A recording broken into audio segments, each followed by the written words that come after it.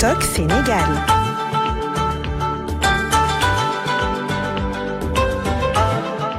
xibaar yi gën a fës ci internet bi tey ñu wax ci ànd ak xaytu internet yi Fatimata Bintou Ba Fatima maa ngi lay nuyu di la dalal ci plateau bi. maa lay fay Sofia Ba maa ngi nuyu suñu mbokku téléspectateur ak internet yi ngi seetaan ci ITV Sénégal di nuyu également Cheikh Hassana Fall mi ma bokkal plateau. alors Fatima tey ñoo ko waxtaanee un sujet. ah oui ah oui il faut qu'on règle ça d'ailleurs il faut qu'on règle ça d'ailleurs. loolu moom tamit Hassana gis naa la nga may lancer ay. loolu tamit il faut ñu wax ci loolu problème la comme ni nga koy waxee. waaw di nuyu Babacar di nuyu grand dami ak Ngala ñi si ginnaaw ñëpp ñu ngi leen di nuyu. Ngala lee ñoo ngi lay nuyu itam. Cheikh Hassana Fall maa ngi lay nuyu. maa ngi lay fay Sofiatou na nga def ñu ngi sant yàlla. naka suba si alhamdulilah macha allah. c'est vrai que tey ji suba dama ñëw rek démarrer. waaw mais nu mu demee la rek ce sont les aléas. ajuma gi des na les aléas de Tok Tok Sénégal des fois da ngay ñëw rek démarrer toi seul xam nga rek. fin de week-end lañ nekk. bàyyil affaire yi ñu kii mu glissé. ñu glissé waaw ma bàyyi mu glissé waaw xam nga rek li gars yi dox bàyyi mu glissé bàyyi mu sedd. xam nga imam ñëw na fii ci plateau bi daan noo wax on est seul et on meurt seul n'est-ce pas. waaw loolu c'est vrai moo tax man damay ñëw rek tàmbali xam nga. Meursault tu te rappelles de Meursault. dans l'étranger. mais noonu bon en tout cas Fatima. tey ñoo waxtaanee benn sujet bu sensible bu xaw a compliqué on veut pas trop s'avancer parce qu'il y a beaucoup de théories il y a beaucoup de choses mais en tout cas il y a une jeune femme qui a perdu la vie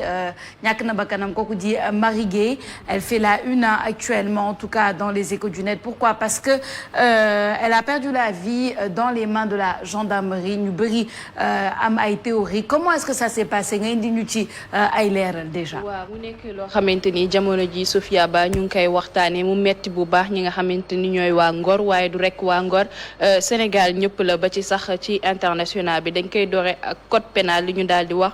foofu la ca Ngor moom mu ngi wuyoo ci turu Marie Gueye moom moo daal di ñàkk bakkanam gannaaw ab interpellation boo xamante ni amoon nañ ko gendarmerie bi bu ñu sukkandikoo tamit ci li nga xamante ni frère am daal di naka wax ba léegi ci code pénal SN ñoom li ñu daal di partagé nee nañ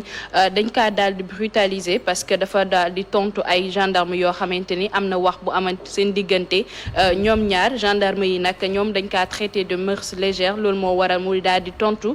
parquet bi nag démb ñoom am na génnee nañ ci loo xamante ni seen communiqué ñu daal di wax yan condition la daal di génnee àdduna ñoom nag ñu ngi daal di wax ni mort naturelle la gannaaw ab crise boo xamante ni def nañ am na ko waaye famille wam njabootam ñoom nee nañ loolu amul benn yoon ba noppi sax daal di annoncé ab plainte boo xamante ni dinañ ko daal di génnee Amnesty International itamit ñëwaat na bu baax ci mbir mi lu ñu daal di wax nee nañ nous avons appris avec consternation la mort de Marie Gueye foofu la ca Ngor ñu ne selon des témoins maanaam ñoo xamante ni fekkee woon nañu mbir mi et aurait subi des violences de la part d'éléments de la gendarmerie maanaam ñoo xamante ni bokk nañ ci gendarmerie bu Ngor ñu ne une autopsie nag doit être pratiquée et une enquête ouverte ba léegi Amnesty lu ñu daal di wax Ayoba Faye muy ab taskatu xibaar foofu la ca Twitter ñu koy woowee X nee na la mort de Marie Gueye à Ngor on va encore faire comme si de rien n'était jusqu'à cela tombe sur nous maanaam si ñun mu dal si ñun wala mu dal ci koo xamante ni jege nañu en espérant désespérément qu'une enquête sérieuse sera diligentée maanaam enquête boo xamante ni dinañ ci taxaw tijji ko ci nu mu gën a gaawee pour élucider li nga xamante ni mooy les conséquences de son décès tragique sera faite mu ne et surtout li nga xamante ni mooy justice sera faite maanaam yoon dina daal di def liggéeyam kii pour nous sauver loolu la daal di jeexale de l'impunité et de l'injustice di ko ñaanal itamit mu def repose en paix immédiat ñëwaat na ci li nga xamante ni mooy communiqué procureur bi mu daal di génne mu ne procureur bi daal dina révéler li nga xamante ni mooy circonstance décès bu Marie Gueye bi ci communiqué bi sax li mu daal di wax Malang Sané si la daal di ñëwaat communiqué du procureur relatif au décès de Marie Gueye mu ne décès bi nag mu ngi amee foofu la ca Ngor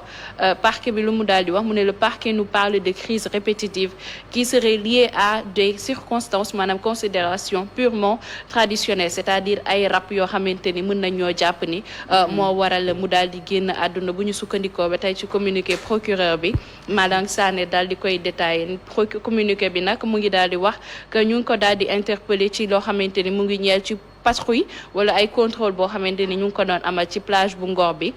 loolu nag mu ngi waraloon gannaaw li nga xamante ni ñu ngi ko amal jamono ji muy lutte contre la prostitution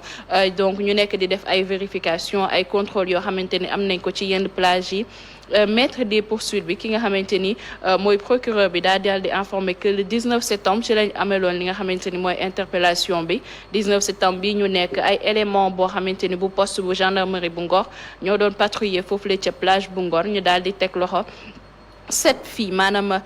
juróom-ñaari soxna yoo xamante ni jàpp nañ leen kenn si ñoom doon barigé bokkoon ci moom nag bañ ko daal di interpeller ñu laaj ko li nga xamante ni mooy carte d'identité am malheureusement yoru ko woon mu ne alors si la ay jàppante comment ay wax kàddu si la daal di commencé procureur ba tey lu mu daal di wax mu ne alors que même les mises en cause étaient sur le point d'être embarqués bañ leen di embarqué ci li nga xamante ni mooy oto bu gendarmerie bi pour yóbbu leen foofu la ca poste bu Ngor mu ne moom ci la daal di def ab malaise ba léegi ci communiqué bi ci lu mu daal di wax gannaaw malaise bi nag ci la li nga xamante ni daal di amee mu am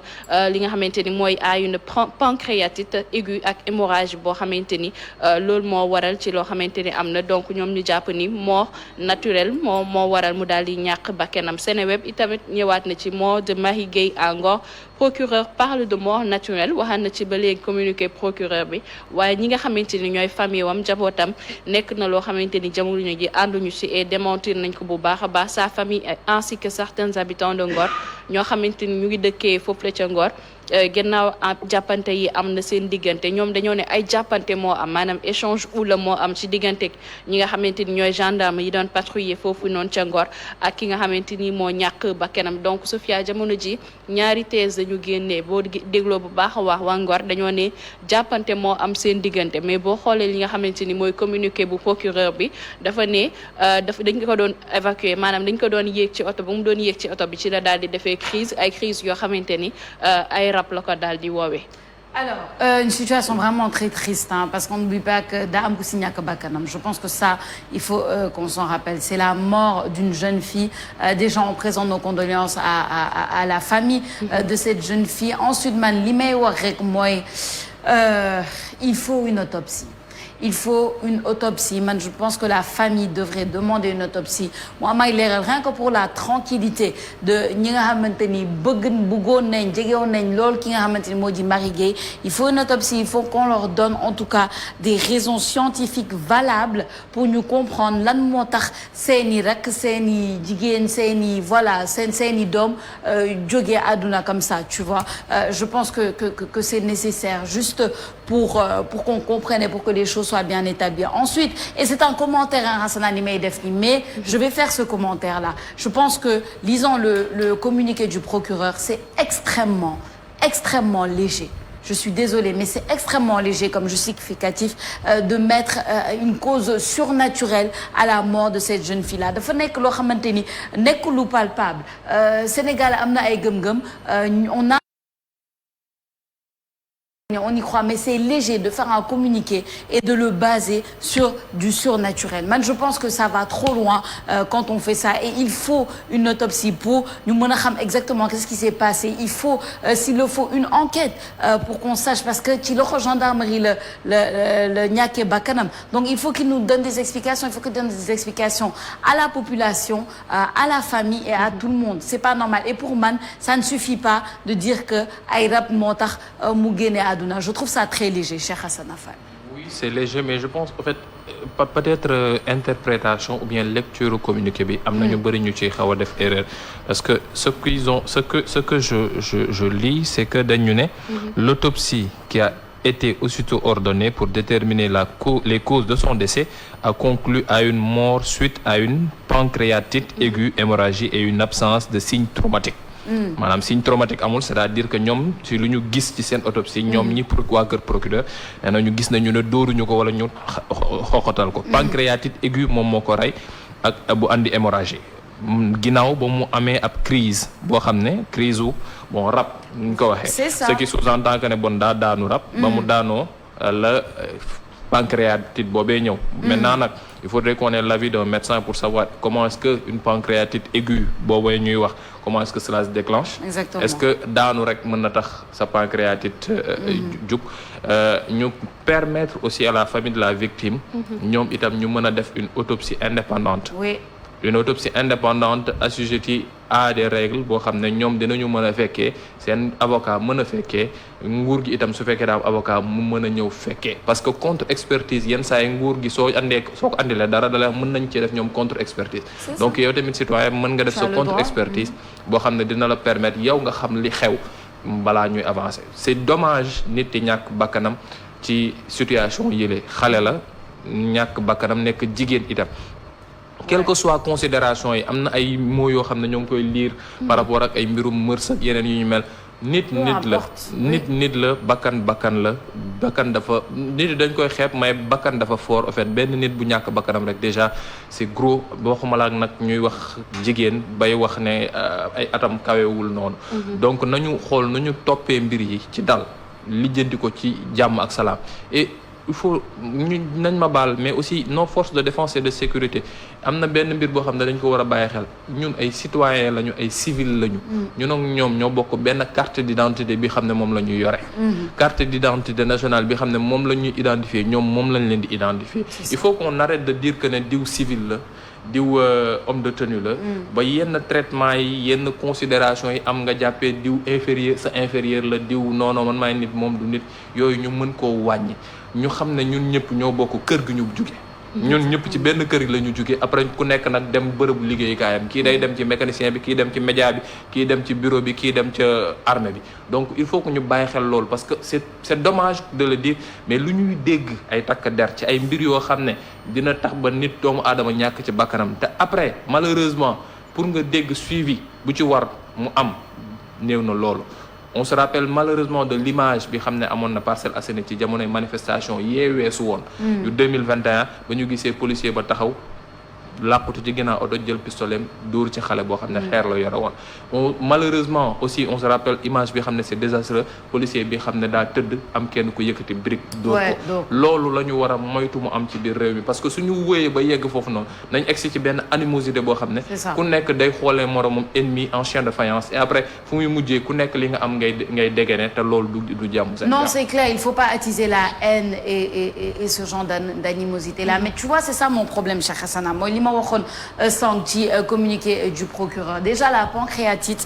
comme tu dis je suis tout à fait d'accord avec toi il faut qu'on interroge un médecin lan mooy indi pancréatite bi tout simplement parce que pour moi c'est ça que je trouve léger c'est la cause de cette pancréatite là nee nañ dafa daanu rab am pancréatite non c'est pas suffisant ça peut pas suffire à ñi nga xamante ni ils sont proches de Marie Gueye ñi nga xamante ni voilà ay dëkkandoom ay famille am ay xaritam etc si on leur dit ça c'est sûr que ku nekk ci ñun suñu amoon boog ñu wax ñu loolu jox ñu loolu comme explication on allait dire non donc je me mets à leur place moo tax je dis non il faut cette contre-expertise là et ils en ont le droit pour ñu xam exactement qu'est-ce qui se passe ñu indi ñu qu'est-ce qui s'est passé une explication bu leer parce que d'accord de dire que non surtout le communiqué tu as l'impression que c'est encore une fois c'est un commentaire que je fais tu as l'impression que c'est oui kenn dóoru ko kenn defu ko dara moom moo daanu leer astafurlah rab moom moo daanu rab et voilà ça a créé une pancréatite donc ça dédouane les hommes de tenue et ça remet un peu tout sur la victime et encore une fois une chose importante que tu as dit Cheikh Hassana c'est que peu importe lu mu def bu fekkente ni Marie Gueye dafa doon def lu illégal wala dañ ko topp parce que voilà on l'a soupçonné de quelque chose la justice est là pour ça ñu jël ko tëj ko yóbbu ko on lui fait si elle a fait une injustice on la sanctionne on fait ce qu'il y a mais jàpp ko ba mu ñàkk bakkanam il y a des explications à donner je pense qu'ils doivent être plus solides que ce communiqué là Fatima. waaw xam nga li ñuy wax souvent lan moo waral tax ba ñuy egsi fii maanaam contrôle yow ma laaj la sa identité yoruma ko ñu jël la yóbbu la tranquillement mais souvent Sophia Ba xam nga ñu bëri dañ koy bañ a wax ñu bëri dund nañ ko rapport bi nga xamante ni ñun civils yi ñu ngi koy am par rapport ñi nga xamante ni ñooy suñu force de l'ordre wala sax ñeneen donc il faut ñu xam ni que ñoom duñ suñu ay ennemis ñun également pareil Hassana mu ngi joxe sànq ñaari exemple yoo xamante ni mën nañ kaa appuyer c'est-à-dire tey jii boo jëlee képp ko boo civil boo jël wala ñun ñi koo si jël rapport bi nga xamante ni ñu ngi leen koy xoolee ñoom également nit ñu koy xoolee c'est comme si bu ñu taxawee sax boo leen rombee sax c'est comme si ñoom daa am nuñ lay xoolee regard boo xam ne alors que warul woon demee noonu ñoom dañoo nekk fii pour veiller à suñu sécurité veiller li nga xamante ni mooy suñu maintien de la paix et tout donc dañoo war a nekk ñun ñoo xamante ni xam ne li ñuy def liggéey bu noble la maanaam travailler pour la nation di œuvrer pour la paix et tout ñun tamit ñu war leen jox cër bi nga xamante ni moom leen mais cër bi dafay manqué xam nga lan moo waral loolu parce que dañoo briser benn chaîne boo xamante ni amoon na ñu war leen ko xoolee amul respect mutuel parce que quoi qu'on puisse dire maanaam nit ki di nga ko respecter ndax tenue bi nit ki di nga ko respecter ndax service bi nga xamante ni mu ngi lay rendre mais après bu la koy rendre mots yi nga xamante ni ñu ngi koy utiliser ñun rek des fois boo demee yenn mots yi termes yi ñu lay génnee ay minable seeni jargon donc Sophia nit ego tamit dafa am nit ku nekk noo ko waxee Fatima boo waxee ak moom nii xolam dina jug keneen également pareil donc comme ni nga ko waxee nii waruñoo egg ay patrouille ay contrôle ba nit di ci génn àdduna ba nit ita également di ci sax jëlee ay gaañu-gaañu souvent manifestation bu amee pareil da ngay gis ni nga xamante ni ñu ngi koy traité nit ñi et dañ koy wax communication dafa baax fépp nit am na nooy waxee ak moom ba am li nga bëgg a am ci moom donc souvent et man je trouve que communiqué bi ñu génnee sax comment ça se fait que ñu yàqamti ko génnee comme ça et que contre expertise bi espérons que dinañ ko def famille am également parce que ñoom gëw ma ni dinañ bàyyee noonu mu jàll comme ni nga ko waxee si communiqué si Twitter Ayoba Faye bi mu ngi koy am lii ce n'est pas une première muy am fii ci Sénégal ay yii di am kenn ñàkk si bakkanam et Ngor gis nañ jamono ji yëpp li fay xaw donc frustration yi nga xamante ni mu commencé di développer autour donc dañ cee war a veiller ci stabilité dëkk bi ak jàmm bi nga xamante ni moom la ñu xamee. Exactement, c'est ça, la rapidité du communiqué lu nekk le contenu du communiqué la situation en elle-même nu mu demee loolu yëpp a doy waar on a besoin d'éclaircissement et j'espère qu'en tout cas ñi nga xamante ni ñoo di la famille de Marie Gueye dinañ ko topp ba keroog ñu am ci lu leer lu ñu ñun ñëpp mu ngi noonu Fatima maa ngi lay gëm di la sant bu baax ci xibaar yi gën a fës ci internet bi on se donne rendez-vous la semaine prochaine inchallah. Rendez-vous lundi inchallah Juma Mubarak. C'est ça mais tu restes avec nous quand même parce que on va aller avec Pama Diakhaté Sarr Cheikh Hassana Fall tu lui laisses la place laata ngay ñëwaat tout à l'heure pour le bulletin d'information. maa ngi lay fay Sophia. Je te retrouve dans quelques instants. maa ngi may place bi beneen célibataire bi. En tout cas. tey ci guddi dañu am match marié contre célibataire. waaw loolu également tamit il faut ñu wax si. à 23h. mais nag ba àdduna ti àdduna. célibataire musul dóor marié. man sa marié célibataire yi am yëpp marié ñooy dóor. mais yéen war ngeen ruus yéen chaque fois soo leen demee ñu dóor leen ñun sax ngeen di gàccal. non amul problème Babacar Ndiaye tey su ñëwee football suñu dóor leen parce que Babacar fi mu toll nii daa nekk ci wut ñaareel te rek oui mais ça fait 2 ans il dit ça. utul benn ñaareel parce que ça fait 2 ans qu'il vous dit la même chose. da leen di nax yéen a ngi koy créer nag Babacar mosu kaa wax de. fi mu toll nii boppam rek li jël. Thierno ñu ngi lay ziar. Merci beaucoup. À tout à l'heure Cheikh Hassana. Pama Diakhaté Sarr nous rejoint sur ce plateau tout de suite pour ñu waxtaanee.